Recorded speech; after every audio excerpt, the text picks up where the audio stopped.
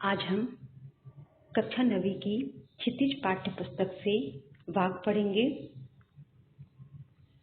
वाक की कवित्री हैं कश्मीरी संत कवित्री ललित, जिनका जीवन काल है जन्म सन 1320, मृत्यु सन 1391। ललित जी का जीवन परिचय है। कश्मीरी भाषा की लोकप्रिय संत कवित्री ललित का जन्म सन 1320 के लगभग कश्मीर के पामपोर के सिमपुरा गांव में हुआ था। इनके जीवन के संबंध में कोई प्रामाणिक जानकारी नहीं मिलती। ललित को लल्लेश्वरी, लला, ललारिफा, लल योगेश्वरी आदि नामों से भी जाना जाता है। माना जाता है कि ललित का वैवाहिक जीवन सुखमय न होने के कारण 26 वर्ष की अवस्था में ही घर त्याग कर गुरु सिद्ध श्रीकंठ से दीक्षा ली। उनका देहांत सन 1391 के आसपास माना जाता है। ललित की काव्य शैली है। ललित की काव्य शैली को वाक कहा जाता है। जिस तरह हिंदी में कबीर के दोहे, मीरा के पद, तुलसी की चौपाई और रसखान के सवैये प्रसिद्ध हैं, उसी तरह ललित के वाक प्रसिद्ध हैं। अपने वाकों के जरिए उन्होंने जाति और धर्म की संकीर्णताओं से ऊपर उठकर भक्ति के ऐसे रास्ते पर जोर दिया जिसका जुड़ाव जीवन से हो। ललित की भाषा है। लोक जीवन के तत्वों से प्रेरित ललित की रचनाओं में तत्कालीन यानी उस समय की पंडिताऊ भाषा, संस्कृत और दरबार के बोझ से दबी फारसी के स्थान पर जनता की सरल भाषा का प्रयोग हुआ है। यही कारण है कि ललित की रचनाएं सैकड़ों सालों से कश्मीरी जनता की स्मृति और वाणी में आज भी जीवित हैं। वे आधुनिक कश्मीरी भाषा का प्रमुख स्तंभ मानी जाती हैं। पाठ परिचय पढ़ेंगे हम। भक्ति काल की व्यापक जनचेतना और अखिल भारतीय स्वरूप से अवगत कराने के उद्देश्य से ललित के 4 वाकों का हिंदी अनुवाद प्रस्तुत है। प्रथम वाक में ईश्वर प्राप्ति के लिए किए जाने वाले अपने प्रयासों की व्यर्थता की चर्चा की गई है। द्वितीय वाक में बाहरी आडंबरों का त्याग कर माया जाल में कम से कम लिप्त होने की बात कही गई है। तृतीय वाक में संसार सागर से पार जाने के लिए सद्कर्मों की आवश्यकता पर बल दिया है। चतुर्थ वाक में भेदभाव का त्याग कर ईश्वर की सर्वव्यापकता को सिद्ध किया है। पहला वाक है, रस्सी कच्चे धागे की खींच रही मैं नाव, जाने कब सुन मेरी पुकार, करे देव भवसागर पार। पानी टपके कच्चे सकोरे, व्यर्थ प्रयास हो रहे मेरे, जी में उठती रह रहे हुक, घर जाने की चाह है घेरे। आइए देखते हैं शब्दार्थ। वाक यानी वाणी, शब्द या कथन।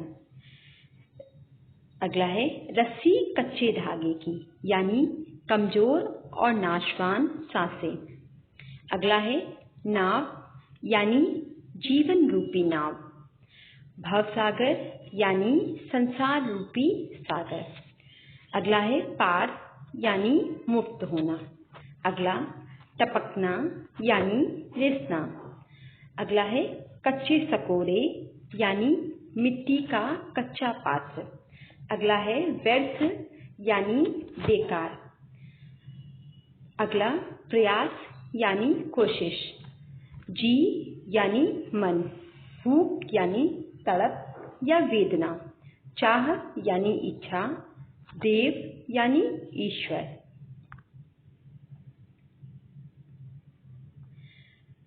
पहले वाक का भावार्थ समझते हैं। कवित्री कहती है कि हे परमात्मा, मैं जिस जीवन रूपी नाव के सहारे इस सांसारिक सागर को पार करने का प्रयास कर रही हूँ, और जीवन रूपी नाव को जिस प्राण रूपी रस्सी से खींच रही हूँ वह अत्यंत क्षीण और कमजोर कच्चे धागे की है। ना जाने कब मेरी प्रभु पुकार सुनकर मुझे संसार रूपी सागर से पार करेंगे। जिस प्रकार कच्चे मिट्टी के पात्र में पानी रखने पर वह धीरे धीरे रिस जाता है, उसी प्रकार प्राण वायु क्षीण हो रही है। प्रभु से मिलने के मेरे सभी प्रयास व्यर्थ हो रहे हैं। कवित्री के हृदय में रह रहकर तीव्र वेदना उठती है कि मैं कब अपने प्रभु से मिलूंगी। मुझे घर जाने की चाह ने घेरा है, अतः हे परमात्मा मुझे इस भवसागर से पार कीजिए। आइए पढ़ते हैं दूसरा वाक्य। खा खाकर कुछ पाएगा नहीं, ना खाकर बनेगा अहंकारी। समखा तभी होगा संभावी, खुलेगी सांकल बंद द्वार की। पढ़ते हैं शब्दार्थ। खा खाकर यानी भोग करके, पाना यानी प्राप्त होना, अहंकारी यानी घमंडी, सम यानी अंतःकरण तथा बाह्य इंद्रियों का निग्रह, संभावी यानी समानता की भावना, खुलेगी सांकल बंद द्वार की यानी चेतना व्यापक होगी अर्थात मन मुक्त होगा। अब भावार्थ समझते हैं। कवित्री कहती है कि हे मनुष्य, तुम भोग में लिप्त होकर कुछ भी प्राप्त नहीं कर पाओगे और त्याग कर तुम अहंकारी बन जाओगे। अतः भोग और वैराग्य के मध्य एक मार्ग और है जो इंद्रियों को नियंत्रित एवं संयमित रखने से प्राप्त होता है। यह मार्ग समानता की भावना का है। जो मनुष्य सुख और दुख दोनों स्थितियों में संतुलित रहता है, उसके लिए परमात्मा के बंद द्वार की सांकल स्वयं ही खुल जाती है और उसका परमात्मा से मिलन संभव हो जाता है।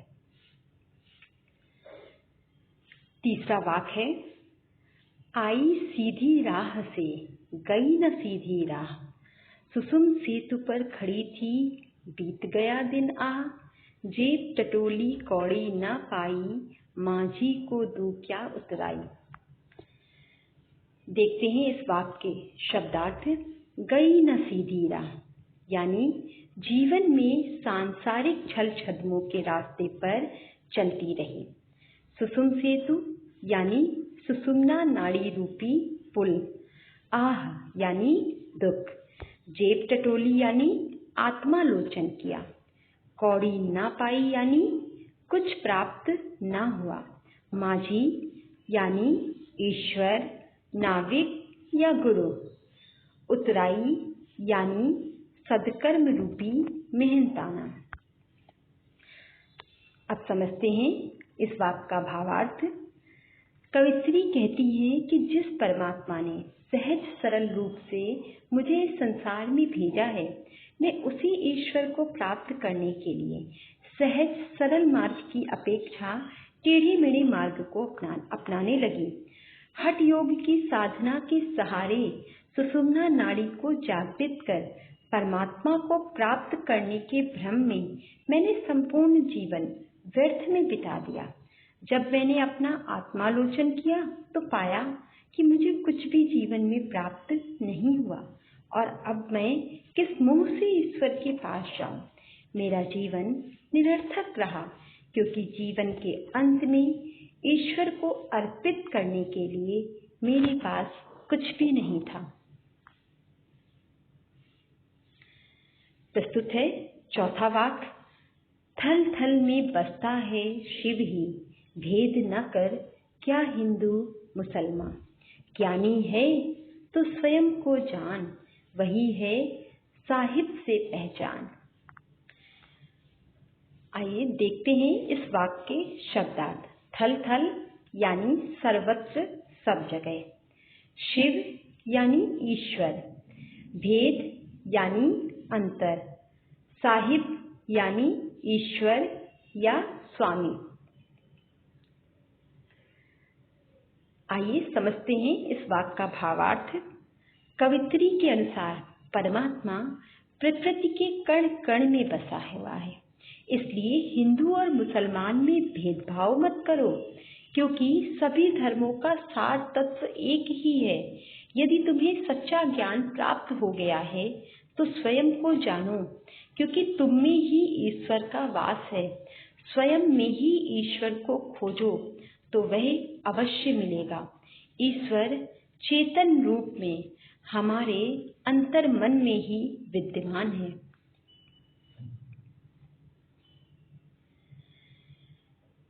आइए समझते हैं अब प्रश्न अभ्यास। पहला प्रश्न है, रस्सी यहाँ किसके लिए प्रयुक्त हुई है और वह कैसी है? रस्सी निरंतर चलने वाली सांसों के लिए प्रयुक्त हुई है, जो स्वाभाविक रूप से बहुत कमजोर और नाशवान है। दूसरा प्रश्न है, कवित्री द्वारा मुक्ति के लिए किए जाने वाले प्रयास व्यर्थ क्यों हो रहे हैं? उत्तर, कवित्री स्वाभाविक रूप से कमजोर सांसों रूपी रस्सी से जीवन रूपी नौका को भव सागर के पार ले जाना चाहती है, पर शरीर रूपी कच्चे बर्तन से जीवन रूपी जल टपकता जा रहा है, इसलिए उनके प्रयास व्यर्थ होते जा रहे हैं। तीसरा प्रश्न है, कवित्री का घर जाने की चाह से क्या तात्पर्य है? उत्तर, कवित्री मानती है कि उसका वास्तविक घर तो वह है जहाँ परमात्मा बसते हैं, क्योंकि जीवात्मा वहीं से आई थी और उसे वहीं लौट जाना है, इसलिए कवित्री को घर जाने की चाह है। चौथा प्रश्न है, बंद द्वार की साकल खोलने के लिए ललितदत्त ने क्या उपाय सुझाया है? उत्तर, कश्मीरी संत कवित्री ललितदत्त ने सुझाया है कि मानव, तू अपने अंतःकरण और बाह्य इंद्रियों का निग्रह कर अपने तन मन पर नियंत्रण रख। जब तेरी चेतना व्यापक हो जाएगी, अर्थात तेरे भीतर समानता की भावना उत्पन्न हो जाएगी, तब तेरे मन रूपी बंद द्वार की साकल खुल जाएगी और तुझे ईश्वर की प्राप्ति हो जाएगी।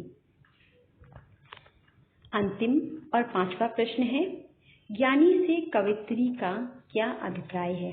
उत्तर, कवित्री का ज्ञानी से अभिप्राय उस मानव से है जो बिना आडंबर रचाए सच्चे मन से परमात्मा को अपने भीतर से ही खोजने की चेष्टा करता है।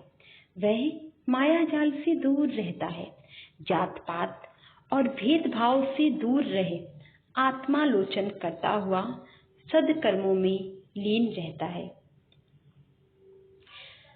अब इसी पाठ के कुछ अतिरिक्त प्रश्न हम देखेंगे। पहला प्रश्न है, ललितदत्त किस भाषा की कवित्री थी? उनकी काव्य शैली का नाम लिखिए। उत्तर, ललितदत्त कश्मीरी भाषा की कवित्री हैं। उनकी काव्य शैली वाक है। दूसरा प्रश्न है, ललितदत्त के वाकों का हिंदी अनुवाद किसके द्वारा किया गया है? उत्तर, ललितदत्त के वाकों का हिंदी अनुवाद मीराकांत जी के द्वारा किया गया है। तीसरा प्रश्न है, दिए गए वाकों में से पुनरुक्ति प्रकाश अलंकार के उदाहरण छांट कर लिखिए। उत्तर, पहला उदाहरण है, जी में उठती रह रहे होग। रह रहे में पुनरुक्ति प्रकाश अलंकार है। दूसरा उदाहरण है, थल थल में बसता है शिव ही। थल थल में पुनरुक्ति प्रकाश अलंकार है। चौथा प्रश्न है, कवित्री के क्या प्रयास व्यर्थ हो रहे हैं? कवित्री के ईश्वर प्राप्ति के सभी प्रयास व्यर्थ हो रहे हैं।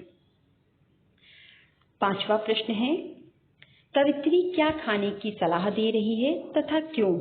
कवित्री सम खाने की सलाह दे रही है, क्योंकि जब तक व्यक्ति के द्वारा मध्यम मार्ग को नहीं अपनाया जाएगा, तब तक हृदय में समानता का भाव पैदा नहीं होगा, अर्थात मोक्ष प्राप्ति का मार्ग नहीं खुलेगा। छठा प्रश्न है, तीसरे वाक में माझी किसके लिए प्रयुक्त हुआ है? कवित्री का उत्तराई देने से क्या तात्पर्य है?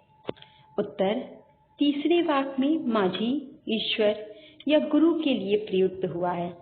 उत्तराई देने से कवित्री का तात्पर्य संसार से मुक्ति के लिए आवश्यक पुण्य कर्मों के संग्रह से है। 7वां प्रश्न है, अंतिम वाक्य में साहित्य से क्या तात्पर्य है? उत्तर, अंतिम वाक्य में साहित्य का तात्पर्य ईश्वर से है।